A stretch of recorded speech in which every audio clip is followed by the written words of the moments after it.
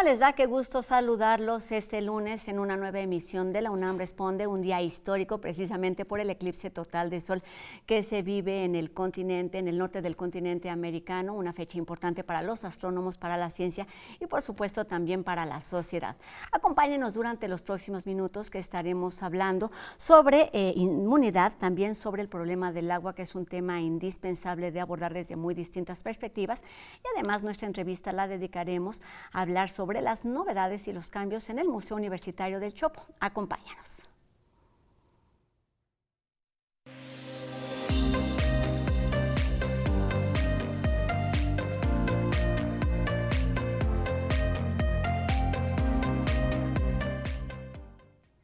Como sabemos, el Chopo es uno de los recintos más tradicionales y emblemáticos de la UNAM. Desde hace casi 5 décadas promueve la innovación y la experimentación y bueno, ha logrado insertarse de forma muy orgánica con la comunidad del barrio de Santa María la Ribera. ¿Hacia dónde mira este museo universitario?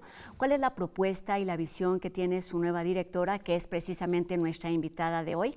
Nos referimos a Sol Enaro Palomino, quien es curadora, investigadora y docente de arte contemporáneo y además la nueva directora del Museo Universitario del Chopo. ¿Cómo estás, Sol? Muy bien, Rosa, feliz de verte de nuevo. Muchísimas gracias, bienvenida y muchas felicidades.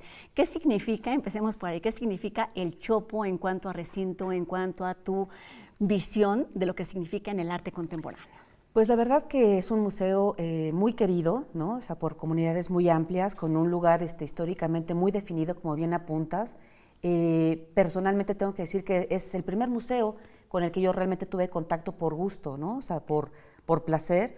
Y creo que cumple un rol también muy importante, no solamente en la esfera cultural vinculada a la UNAM, sino en sentido amplio en el país incluso, ¿no? Claro. ¿Cómo mantener vivo un museo como este que está muy atento a las cuestiones expresivas, pero también como muy atento a las necesidades y a crear estos vínculos con la comunidad? Hace poco leí una entrevista de Manolo Borja Villel con Marcelo Expósito y ellos se referían a que un museo no debe ser un lugar o un recinto únicamente que cobija un programa, sino que escuche, ¿no? Y que de alguna manera se renueve. Y creo que eso es muy importante tenerlo en consideración, desde luego mirar hacia atrás de qué es lo que ha distinguido a este museo en particular, pero sobre todo cómo vamos a responder y a renovarlos frente a las nuevas necesidades de otras comunidades, ¿no? Porque los deseos y las urgencias también se renuevan, ¿no? Claro. A mí particularmente me interesa mucho ya no pensar tanto necesariamente como en la idea de barrio, que fue una suma muy importante que hizo su director anterior, Pacho Paredes, sino pensar más bien como en un contexto mucho más amplio, no únicamente, digamos, del barrio de Santa María la Ribera, sino como de toda la zona cercana y como del faro que puede implicar o que es el Chopo en el norte de la ciudad, ¿no? Claro. En este sentido, ¿cuál es la propuesta, entendiendo justo este contexto, este bagaje y esta esencia que lo ha mantenido y que lo ha caracterizado por tantos años, pero mirando también hacia el futuro, cuando los museos son mucho más ahora que un espacio de exhibición? Pues yo creo que el Museo Universitario del Chopo siempre ha sido un centro social. Un poco a nivel de broma, pero no tanto, comento mucho con el equipo de trabajo que es un centro social travestido de museo, ¿no? Creo que tiene en su origen, ¿no? En su ontología, un factor de centro social o de casa de cultura en el mejor sentido de la palabra y reivindicando lo que esos espacios pueden o deberían ser. Yo quiero facilitar, digo porque no creo que sea la única, pero es facilitar que siga siendo un centro social, desde luego donde las exposiciones sigan siendo un componente fundamental, las artes vivas, digamos como todo el espectro que ha caracterizado al museo como tal, pero que sí responda y que sea un espacio donde la gente quiera estar, no únicamente que lo quiera atravesar o visitar para ver una exposición o un concierto o un evento, sino que quiera permanecer en él. O sea, como ayudar a fortalecer su dimensión de servicio público y de un espacio que podamos habitar y ocupar como usuarios, ¿no? No únicamente como espectadores. Estamos muy habituados a escuchar un centro cultural y tú lo reiteras, un centro social, que creo que es justo lo que acabas de definir. Ha sido un museo, Sol, donde se habla mucho de las artes vivas, justamente de esta vitalidad del entrar, del salir, de experimentar, de proponer, donde los talleres son, por supuesto, una parte importante. Háblanos de todos esos espacios que conforman lo que es el Chopo. Es que creo que en su origen como museo, ¿no? Porque hay que recordar que el recinto es de inicios de 1900 y ha tenido como otras vidas, pero claro, como museo creo que ha sido muy beneficiado el que esté fuera y lejos del circuito universitario, ¿no? O sea, como que esta distancia le ha permitido también experimentar distinto, ¿no? No en vano fue el lugar donde se originó lo que hoy conocemos como el Tianguis Cultural del Chopo, ¿no? O sea, fue adentro del museo donde un agente particular en ese momento, Pantoja, decide abrir las puertas para recibir una comunidad que lo que necesitaba era un espacio, ¿no? Para hacer, para mostrar, para tener cohesión afectiva, ¿no? O pienso también en lo que fue la Semana Cultural Lésbica Gay, que hoy tiene el nombre del FITS, del Festival Internacional de Diversidad Sexual, pues que también tuvo origen dentro del Museo Universitario del Chopo. O sea, creo que ha habido muchos momentos en la historia del Chopo, de estos casi 50 años, en los que el museo ha sabido responder a los deseos de las comunidades cercanas, que se ha abierto, ¿no? Así como claro, literalmente el pecho y que ha permitido, ¿no? Que lo tomen de alguna manera y que las gestiones que le han sucedido han sido sensibles en mantener ciertos programas, ¿no? Como el FITS, que sigue existiendo y sigue siendo el Chopo, pues una casa histórica, ¿no? Para esas comunidades. ¿Hacia dónde mirar? ¿Cuáles son las expectativas, la propuesta, la visión, quizás todavía muy temprana, de quién es o cómo es lo que va a llenar los espacios, las paredes de este museo universitario?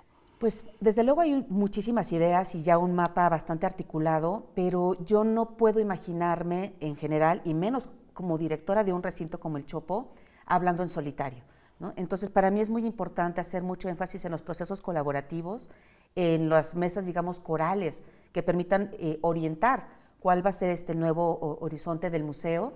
Entonces ya hay un programa relativamente definido, ¿no? Que estamos terminando de articular, donde se va a atender de una manera muy contundente a las infancias, a los adolescentes y a la tercera edad, ¿no? Como que una cosa que sí me interesa es ampliar las comunidades del museo. Como que en el arte contemporáneo hemos trabajado mucho, y lo hemos hecho muy bien, en trabajar como esto que se conoce, entre comillas, como el adulto contemporáneo, y fantástico, pero pues hay generaciones antes que hay que ir sensibilizando, y hay generaciones a las que va a llegar uno, ¿no? En unos años, a las que también hay que seguir atendiendo.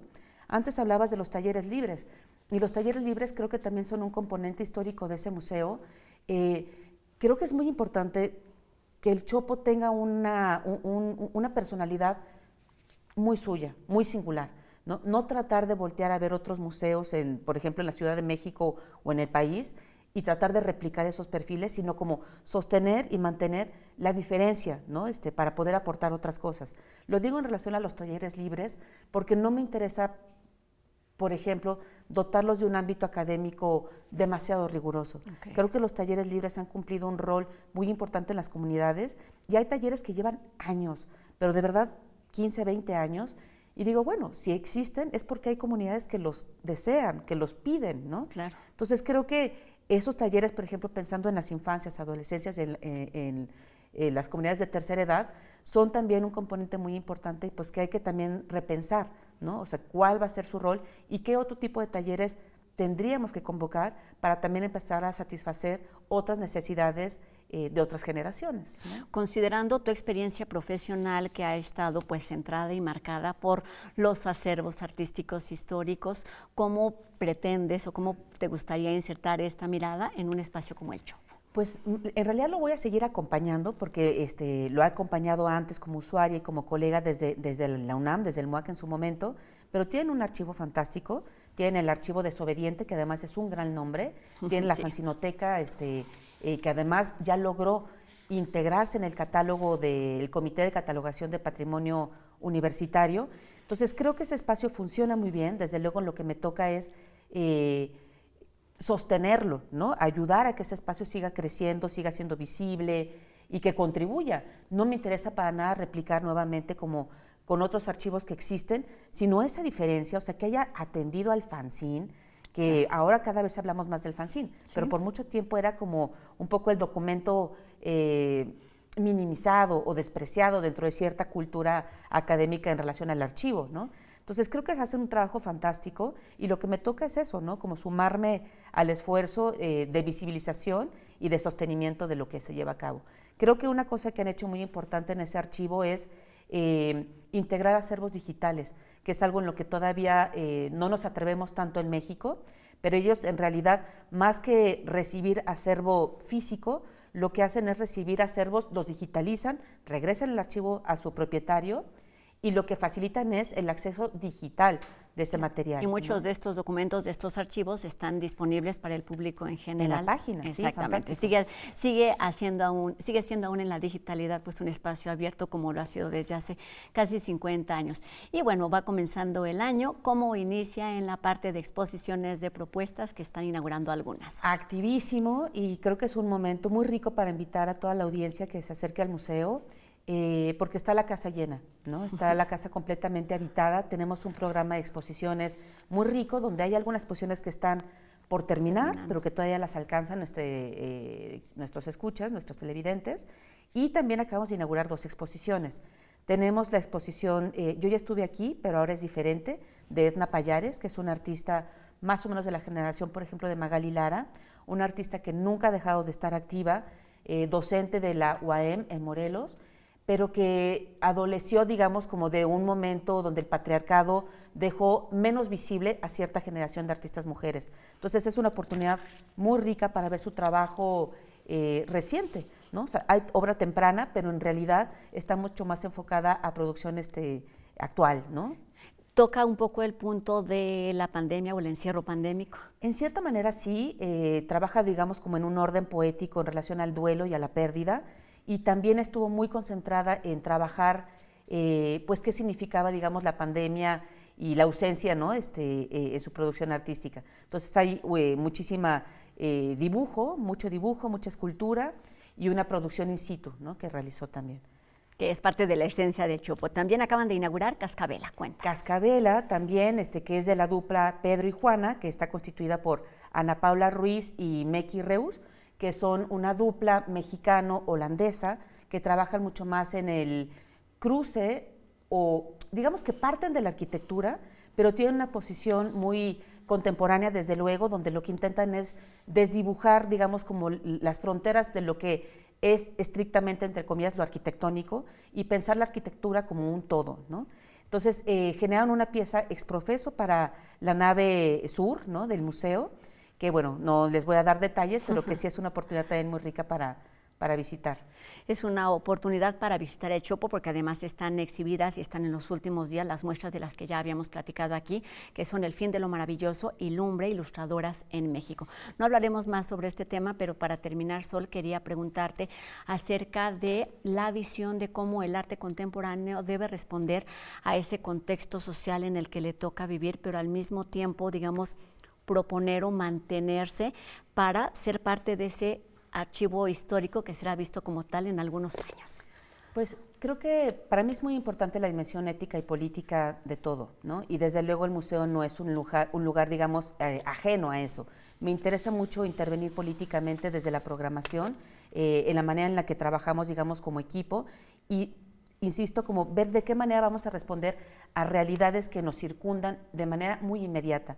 Por ejemplo, las comunidades migrantes, que desde luego siempre han estado históricamente porque están las vías del tren, la estación Buenavista, pero ya no solamente son esas, están como ya atomizándose, digamos, como por el contexto inmediato al museo, y me parece que tenemos ahí un rol inaplazable, ¿no? Tenemos que ver también cómo vamos a responder como museo, centro social, a esas comunidades, no en términos de llenar y sumar números, claro, sino qué contenidos estoy obligada como sujeto político a generar para esas comunidades también, ¿no? Entonces los movimientos sociales son algo que siempre me han interesado, y desde luego nuevamente, no se trata de replicar con perfiles de otras dependencias, por ejemplo, de la Coordinación de Difusión Cultural, pero sí creo que debemos sumarnos desde muchos frentes a generar eventos desde las artes vivas, viene un programa muy importante pues, que trabaja en una dimensión de derechos humanos desde las artes vivas, ¿no? A través del cuerpo, de las artes escénicas, de la dimensión sonora. Entonces vamos a estar viendo cómo aparece nuestra manera de acompañar y de responder desde el museo, desde sus programas públicos, desde todo. Pues hay mucho que hacer, mucho que experimentar y mucho que disfrutar en el Museo Universitario del Chopo, que está a muy poco tiempo de cumplir 50 años, de ser eso, un espacio, un centro cultural, un museo vivo, activo, pero además muy atento a las necesidades y a las realidades de su entorno. Muchísimo éxito, Sol, en esta nueva etapa. A ti, a todo el equipo y por supuesto a la comunidad que de forma frecuente visita el Museo del Chopo y a todos aquellos nuevos públicos que seguramente se irán sumando durante los próximos meses. Sol Enaro, directora del Museo Universitario del Chopo, muchas gracias. Ay, gracias a ti, a todos ustedes. Gracias y por supuesto nos vemos en el Chopo, que abre de miércoles a domingo. Y hablemos ahora de arte y ciencia a propósito del eclipse total de hoy, que sabemos seguirá dando mucho de qué hablar. Por ejemplo, el Instituto de Astronomía de la UNAM montó la exposición titulada México bajo la sombra de la luna, que reúne la obra de 22 artistas de Oaxaca que muestran su versión y su visión acerca de este fenómeno astronómico mediante la pintura. La cita para disfrutar de estas imágenes donde conviven el talento oaxaqueño y el conocimiento científico es en el Palacio de la Autonomía, que se ubica en el centro histórico de la Ciudad de México, y podemos visitar esta muestra hasta el próximo 21 de abril.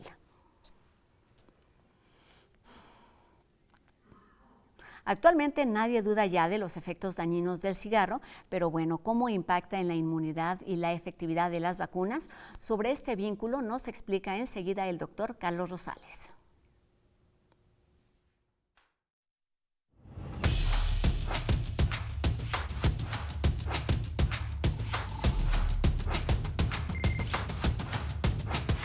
Muy buenas tardes. Hoy comentaremos sobre la relación que existe entre el fumar y la respuesta inmunológica. Se ha sabido por mucho tiempo que factores como la edad, el sexo, la genética afectan la respuesta inmunológica, pero poco sabemos de factores ambientales que pueden influir sobre la inmunidad. Para esto, un grupo en Francia realizó un estudio con 1000 personas a las que se les dio diferentes estímulos inmunológicos y se midió su respuesta de citocinas. Las citocinas son las sustancias que producen las células del sistema inmunológico y determinan la calidad de la respuesta inmunológica.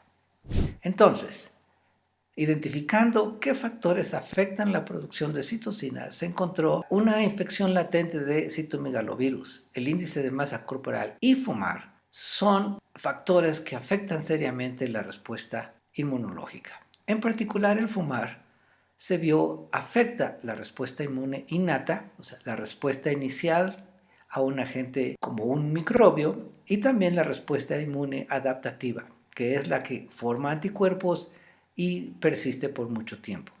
Interesante, en las personas que fumaron y después dejaron de fumar, la respuesta inmune innata se recupera, pero no así la adaptativa. Esto significa que el fumar afecta aún a largo plazo la respuesta inmunológica.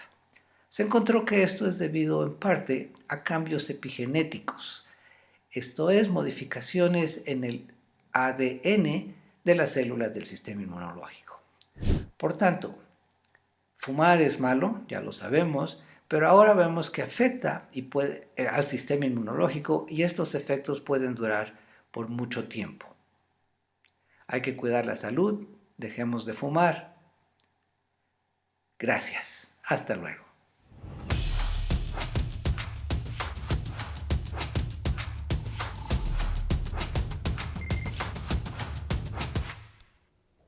La calidad del agua, su disponibilidad, uso adecuado o extracción son temas necesarios de atender hoy en día y también son el tema de la siguiente entrega de UNAM Global TV.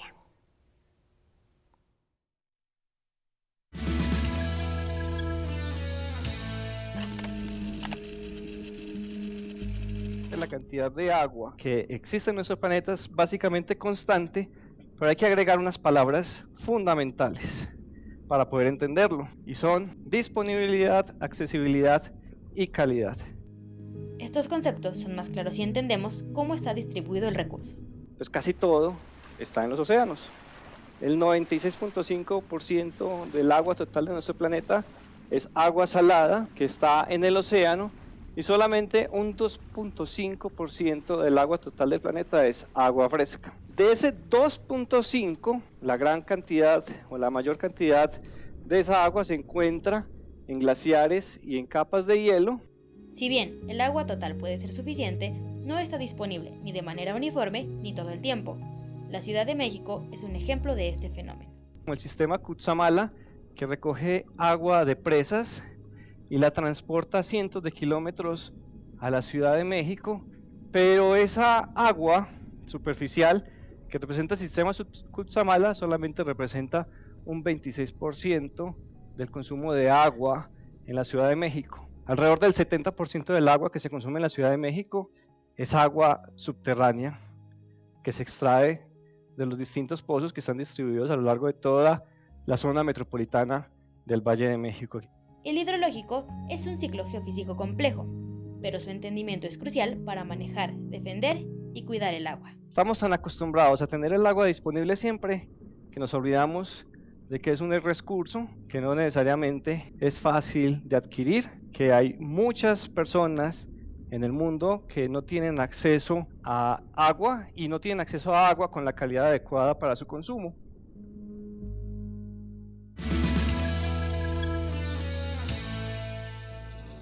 Con esto terminamos nuestro programa de hoy, agradeciendo a Ricardo Iturbe su participación en la interpretación de lengua de señas mexicanas, que nos permite llegar a un público más amplio, y recordándoles a todos ustedes que nos pueden hacer llegar sus dudas y sus comentarios a través de nuestras redes sociales. Ustedes ya las conocen y están abiertas en todo momento para que sigamos haciendo juntos este programa universitario. Gracias también a todo el equipo que día con día hace posible esta transmisión. Mi nombre es Rosa Brizuela y nos vemos aquí mañana a 2:30 de la tarde, por supuesto, en TV UNAM. Adiós.